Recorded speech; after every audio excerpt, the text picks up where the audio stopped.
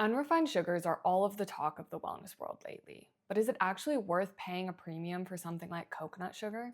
I'm no expert, but I've spent the past week researching the top food scientists, glycemic indices, and health journals so that you don't have to, and so that we can dig into the core of this question.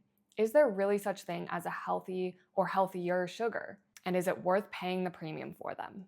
We'll be ranking the big six: cane sugar, raw sugar, honey, maple syrup, coconut sugar, and date sugar. We'll be testing them out based on calories, the effect that they have on your insulin response in your body, any potential nutritional benefits that they might have, as well as potential side effects that a few of these healthy alternatives to sugar might be hiding. And spoiler alert, the clear winner here is probably the one that you're not using. Let's get into it. Starting off, what actually is sugar? We need to quickly touch on this because, as we all are starting to learn all too well, the marketing on these packages is designed to confuse us. So let's make sure that we're on the same page. Here's the only thing that you really need to know in terms of the biochemistry, and that's that all of these sweeteners that we're going to discuss today are essentially just different remixes of the same three molecules: glucose, fructose, and sucrose. Glucose is a simple sugar that provides quick energy and is immediately absorbed into the bloodstream.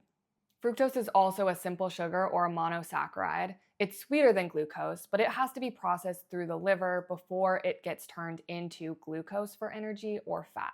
And sucrose is table sugar. It's literally a molecule of fructose and a molecule of glucose that are linked together, and it has to be broken down into fructose and glucose before it can be used as energy by your body. Here's the reality check. Your body processes each of these molecules in almost the exact same way regardless of the source. That means that the difference between the different sweeteners that we're looking into today is whether the sweeteners come with any added benefits like beneficial enzymes, nutrients, fiber, vitamins, or lack thereof. All right, so let's start out by talking about the biggest myth of all: raw sugar. If you're anything like me, you've probably heard the term raw and seen those brown little packets in the coffee shops and thought this must be a healthier, more natural option. Well, this isn't necessarily the case. Raw sugar is just refined white sugar that skipped that final shower. It has a tiny layer of molasses on it, which gives it that color. Now, does that molasses add nutrients? Technically, yes, but you would have to eat like a bucket of sugar to get any actual source of iron or calcium from the molasses. What this means is that nutritionally, your body really cannot tell the difference between what's marketed as raw sugar and what's really just white table sugar. Additionally, white sugar that's labeled organic, or even better, if you can find sugar where you know where it's sourced from and the processing that it's undergone using a platform like Ingri, which is linked below, then that's even better and you can make your own informed decisions about the food that you're purchasing. But more on that later. Now let's get into some of the more exciting unrefined sugar options. First up, the influencer favorite, coconut sugar. It tastes like caramel, it's delicious, and it's often marketed as low glycemic index, meaning that it would produce a lower insulin response in your body than something like traditional table sugar.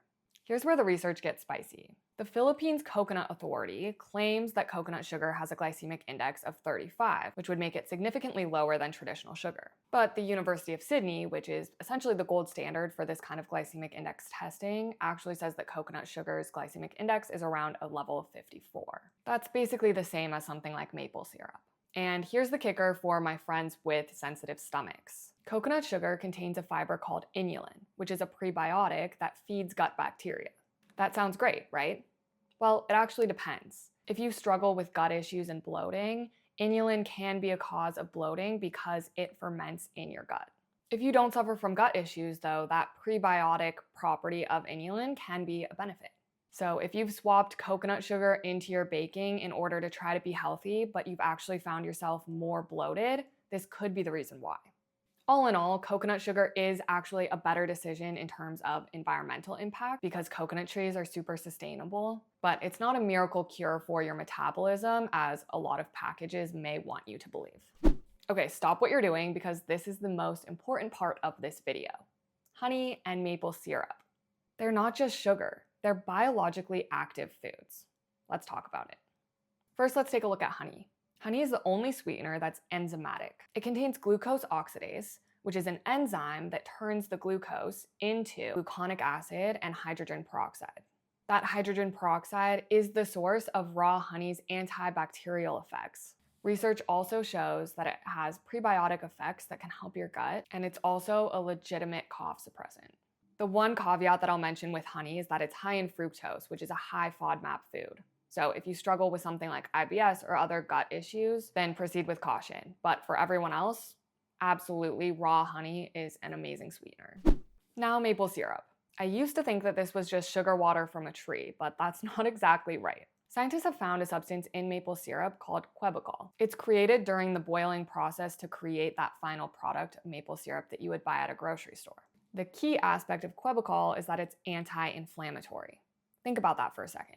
Most sugar actually promotes inflammation in the body. Maple syrup contains this compound that actually fights it. Plus, maple syrup is weirdly high in minerals. A few tablespoons gives you a significant amount of manganese, which is essential for metabolism function, and zinc, which promotes immunity. And unlike something like honey or coconut sugar, maple syrup is low FODMAP, meaning that for all of us with sensitive stomachs, it probably won't make you bloat. The takeaway here is that sweeteners like honey and maple syrup are more expensive than traditional white sugar for a good reason. You're paying for the antioxidants and the anti-inflammatories, not just the sweet taste. Last but not least, we have the underdog, the one that no one really talks about, date sugar. This isn't actually sugar in the traditional sense. It's literally made from grounding up whole dates into a powder. Because it's a whole fruit, it has something that none of the rest of the sweeteners that we've talked about today have: fiber. And fiber acts like a safety net for your blood sugar, and it can reduce that insulin spike after eating it. It literally slows down your body's absorption of the sugar, meaning that you'll actually see less of that sugar crash. And in terms of antioxidants, date sugar absolutely obliterates the competition. In lab tests, it actually even had antioxidant levels much higher than honey and maple syrup. The catch? It does not dissolve in liquids. If you put this in your coffee, you'll be drinking sludge. It has a gritty texture and it absorbs moisture. But if you're baking muffins or you want to sprinkle something sweet on your oatmeal or your morning yogurt, it's objectively the healthiest option. Okay, this was a lot, so let's simplify this into a tiered list. As promised, we're gonna rank all of the sweeteners. Number 1, you won't be shocked to hear, is date sugar. It is our metabolic winner because it has the lowest glycemic index of all of these sweetener types, lots of antioxidant properties, and fiber. It is the closest thing that you have to a minimally processed whole food option, which is something that I'll advocate for every single time. Of course, because it is ground up whole dates, you should always find well-sourced products so that you're not ingesting a bunch of pesticides or chemicals that have been sprayed onto the crops. We'll talk more on that later. Tied for second place are maple syrup and raw honey. The caveat here is that you shouldn't bake or use really high temperatures with the raw honey because that will kill the enzymatic activity. But I'll definitely always choose maple syrup and honey whenever possible, especially for things like my coffee where I can't really put date sugar in there because it's not going to dissolve.